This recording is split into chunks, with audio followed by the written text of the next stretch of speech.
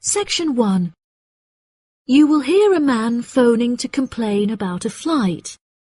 First, you have some time to look at questions 1 to 3.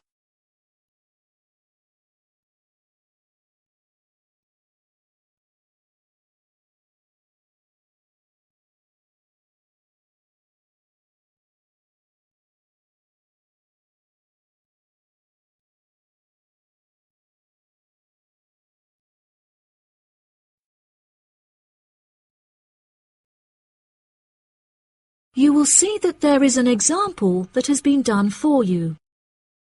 On this occasion only, the conversation relating to this will be played first.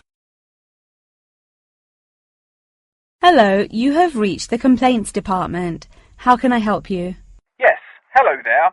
I am phoning to make a complaint regarding a flight that I took with you recently. Okay. There are some details I will need to take from you first. May I have your name, please? Jack Dawson. That's D-A-W-S-O-N. The name of the man is Jack Dawson, so Dawson has been written in the space. Now we shall begin. You should answer the questions as you listen, because you will not hear the recording a second time. Listen carefully and answer questions 1 to 3. Hello, you have reached the complaints department. How can I help you? Yes, hello there. I am phoning to make a complaint regarding a flight that I took with you recently. Okay. There are some details I will need to take from you first. May I have your name, please? Jack Dawson. That's D-A-W-S-O-N. And your address? It's 33 Hillcrest Road. That's H-I-L-L-C-R-E-S-T. 33 Hillcrest Road. Is that in Exeter? Yes.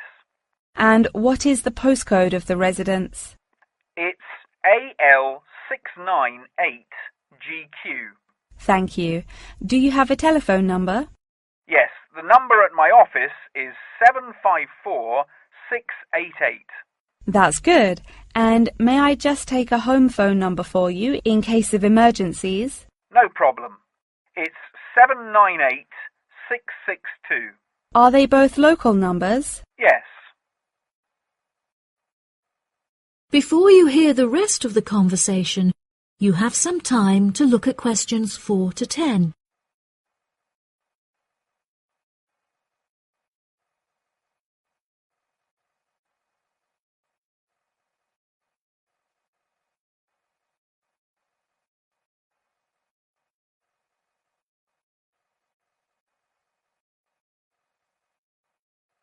Now listen and answer questions 4 to 10. Okay, great. Thank you for your patience. Now, what is the nature of your complaint? I'm phoning to complain about a flight I took recently.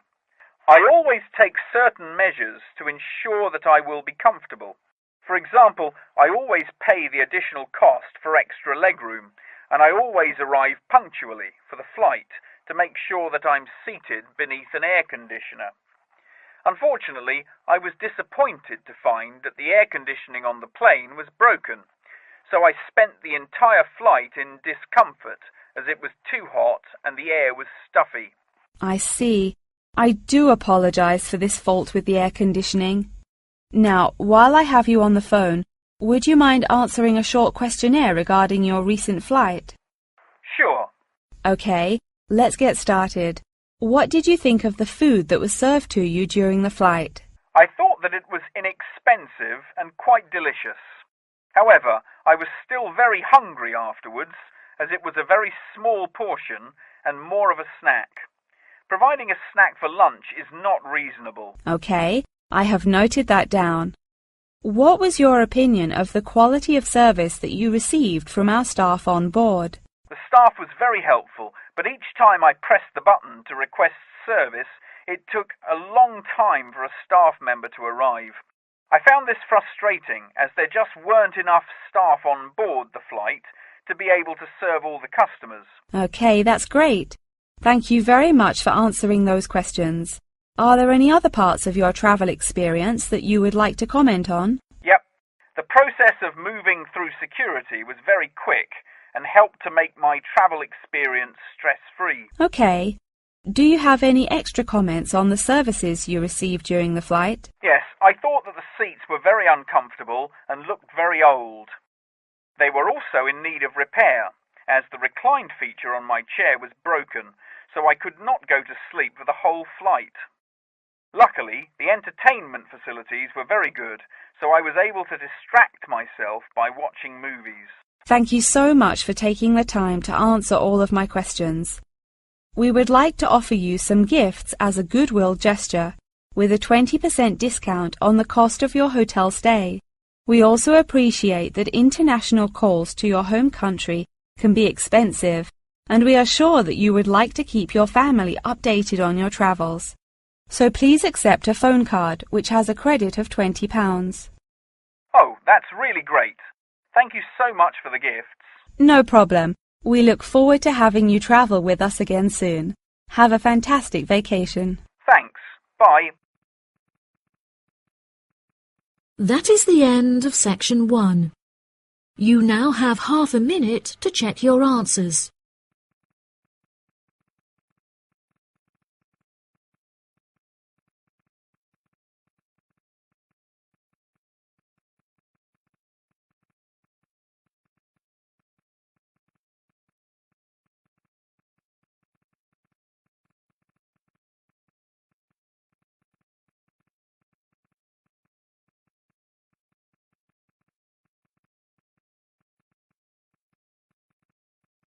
Now turn to section 2. Section 2. You will hear part of a talk given by a member of staff at a car rental company. First, you have some time to look at questions 11 to 16.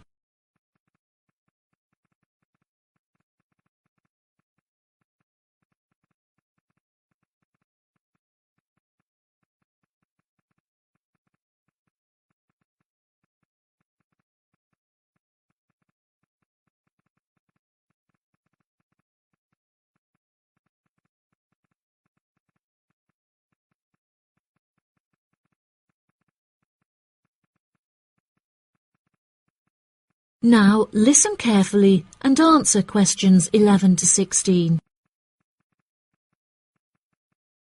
Good morning, listeners, and welcome back to Star Radio.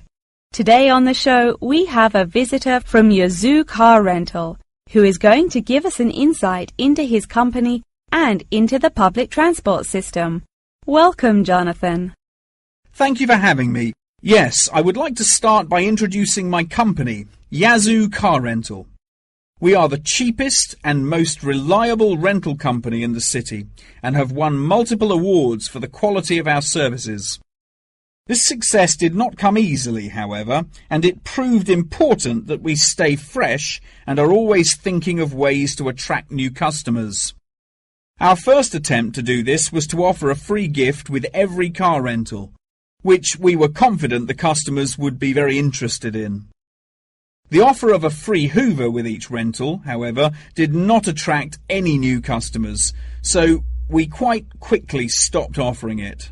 In 2002, a new taxi company opened next door to us, and we started losing a lot of business to them. So we introduced an offer that we hoped might compete with their service. We offered a new package where you could rent a car with a driver for a small extra fee. By introducing this offer, we found that all of our customers preferred to drive the cars themselves. So again, this offer was unsuccessful in attracting more customers. Learning from these mistakes, we decided to offer a package service where the customer no longer had to come to our offices to pick up the rental car. Instead, we could drop off and pick up the car anywhere in the city to make the customer's experience a lot more stress-free. This offer was very popular and increased our profits by 30%.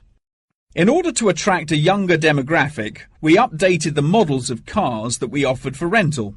We began offering more trendy cars, such as minis and smart cars, that we thought might appeal to the younger crowd, and we also purchased them in more fun colours like reds and greens. This offer attracted some new customers of a younger age group, however, not as many as we hoped. Next, I decided to offer our services at a discounted price on our website, where it could be seen by thousands of people. I thought that this could be a great way to attract a number of new customers who would never have heard of us before, and it worked fantastically well. Following the success of the discount offer, we had so many customers that it became necessary to open a new branch of the company in the centre of the city. The cost of renting offices in the city centre was very high, so we hoped that our profits would justify this expensive decision. We made enough profit to keep our city centre offices open, but we had hoped for a greater increase in customer numbers. Before you hear the rest of the talk, you have some time to look at questions 17 to 20.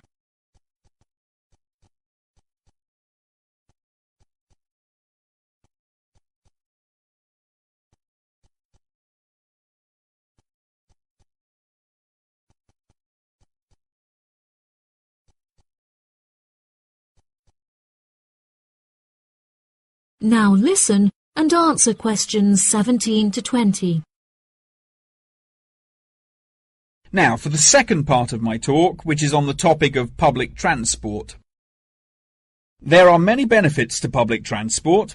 For example, the recent introduction of bus lanes has meant that buses are now unaffected by traffic jams and are able to stay on schedule. Unfortunately, as fewer and fewer people are taking the bus nowadays, the service has become quite inefficient. This reduction in passengers may be due to the stories in the newspaper about the dangers posed to pedestrian safety by the buses.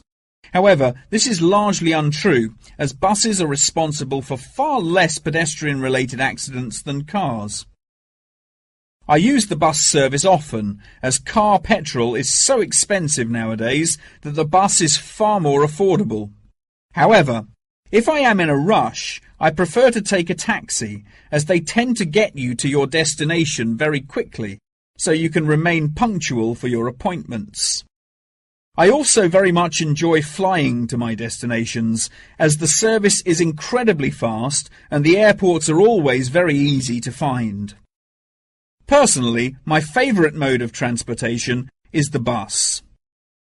Due to the lack of people using the service, I have found that the buses are never overcrowded, so there is always a seat available. They are also never dirty, as they get cleaned regularly. However, I have found that sometimes the bus can be over a half hour behind schedule, which can be very frustrating. There has been a lot of fluctuation in the price of bus tickets in the last couple of years. In the past, £1.80 for a ticket was enough to sustain the bus companies. However, as the price of fuel increased, so did the ticket prices. Now the ticket prices are declining as the bus companies try to encourage more people to use their service again. Well, that's all from me today. Thank you for listening. That is the end of section 2. You now have half a minute to check your answers.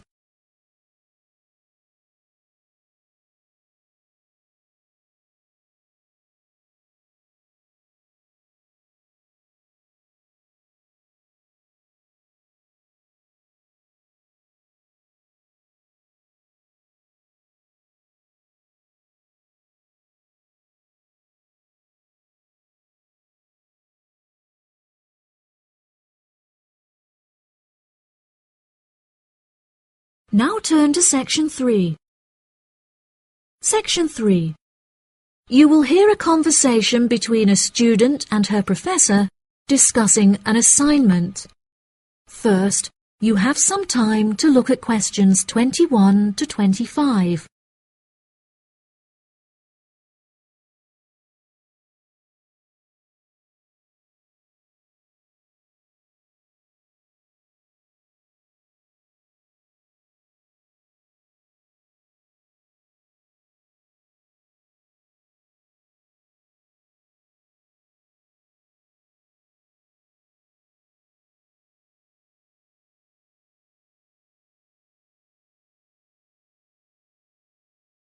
Now listen carefully and answer questions 21 to 25.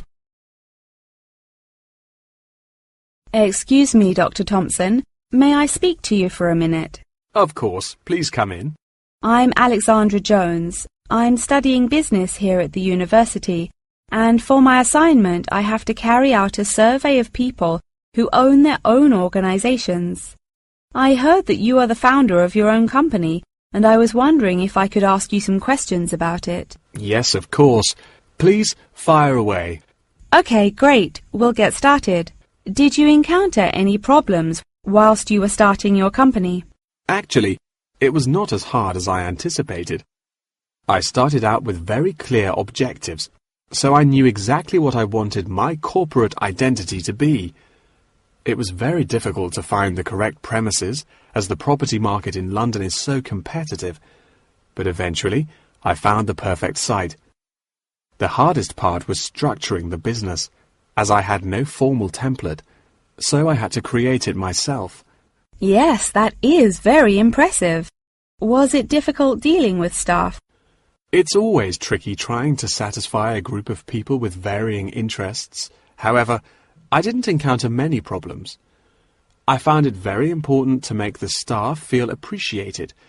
So I hosted a staff day where we could all introduce ourselves and get to know each other as individuals.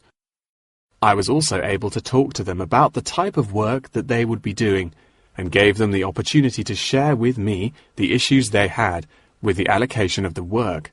Okay. Did you hire a management team, or did you take on the role of the manager? Oh no, I already had enough tasks to take care of. I employed someone else to take on the role of the manager. However, he never consulted me before making decisions, so I was forced to let him go and hire someone else. And what did the other staff think of the new manager? They had a great deal of respect for him. It definitely helped that I consulted with them before hiring him. They were surprised that he has been so successful in his role at the company, despite the longer meeting hours. Since the company opened, has it had any great achievements? There are many aspects of the company that I am pleased with. However, there is one achievement of which I am particularly proud. I wanted a mural painted to brighten up our entrance area, so I decided it would be a great idea to invite the local primary school to create one for us. The youngsters had a great time, and I know they were thrilled to be included. Oh, that's lovely. Before you hear the rest of the conversation, you have some time to look at questions 26 to 30.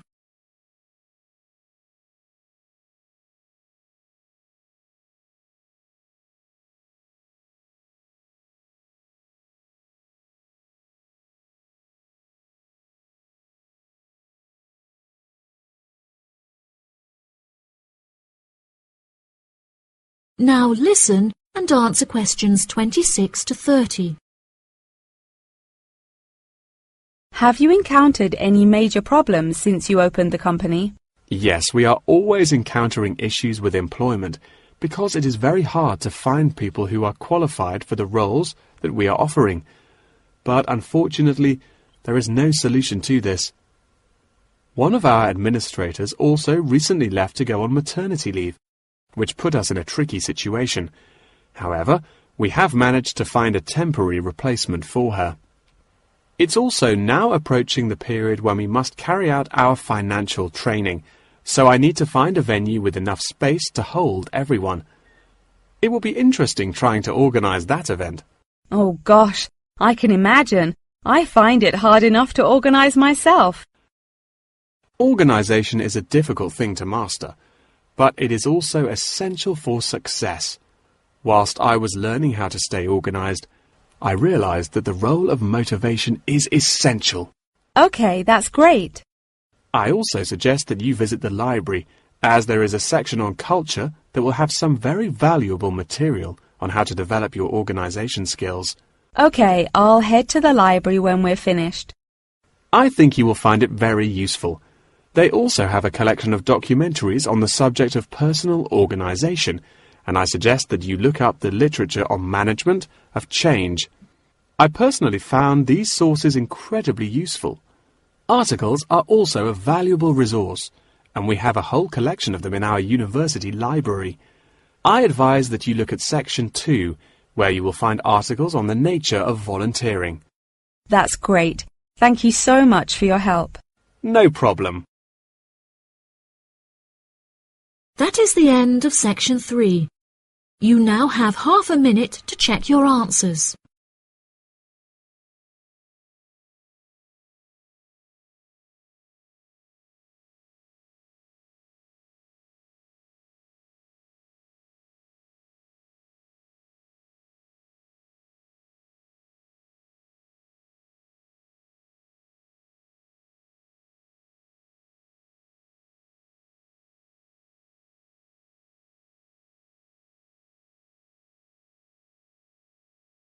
Now turn to Section 4. Section 4. You will hear a talk on the research of architecture. First, you have some time to look at questions 31 to 40.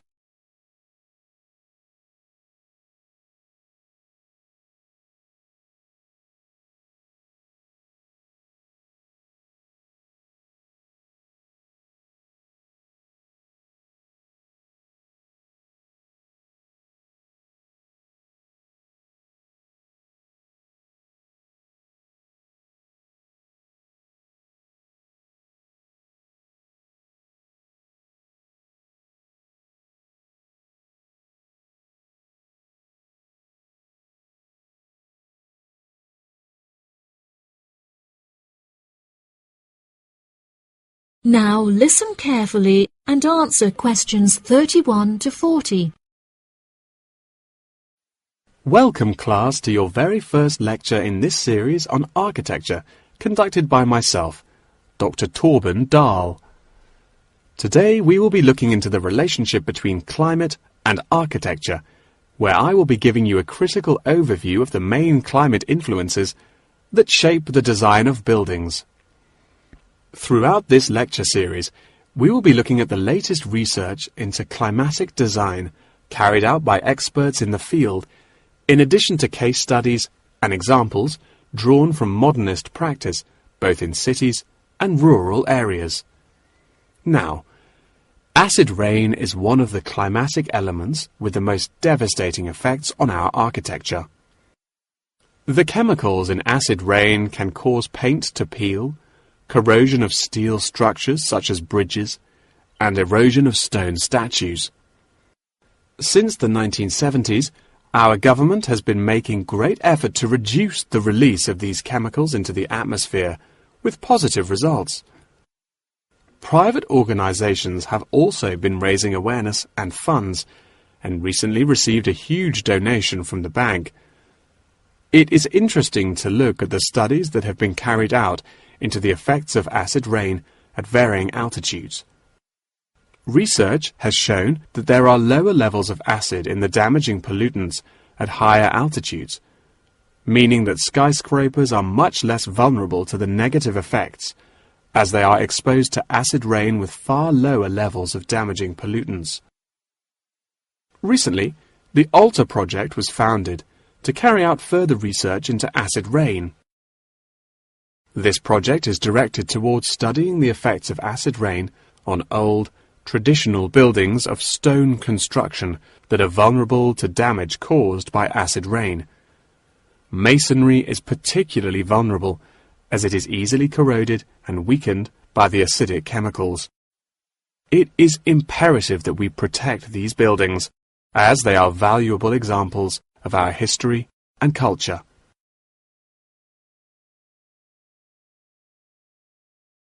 Pollution is one of the main sources of concern in the present day. The construction industry contributes considerably as a source of pollution in its day-to-day processes of creating building materials such as concrete and glass. However, more new sustainable methods are being developed to counter this. A recent case study for this is Sky Tower, whose windows have been made from recycled glass to prevent pollution from the glass-making process. Water is the most problematic element to be considered in construction. It is imperative that construction elements, such as the insulation, are fitted into the building in dry weather to prevent it from getting wet. This makes winter an undesirable season for construction, as the heavy rainfall can have adverse effects on the building. Another climate type that has an enormous effect on buildings is humidity.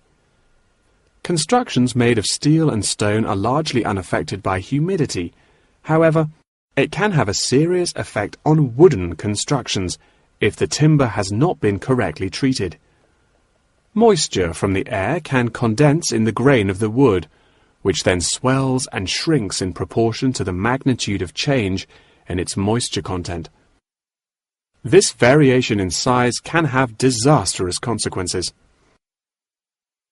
In areas of the world that are prone to earthquakes, certain design and environmental conditions are preferable for protecting buildings in the event of a tremor.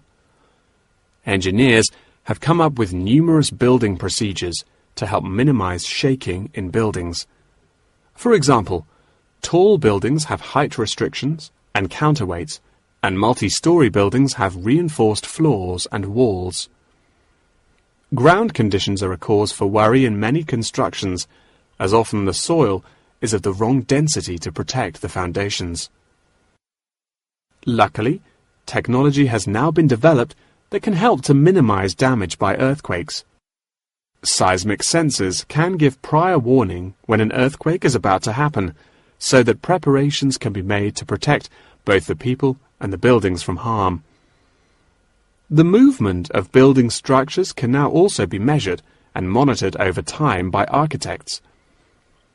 It has been expressed by architects within the design community that it would be valuable to be given special courses for designing buildings within earthquake zones. Guidelines are also expected to be produced by the government in the near future that will give architects a universal checklist to follow. That wraps up the lecture for today. Please remember that attendance is mandatory. That is the end of section 4. You now have half a minute to check your answers.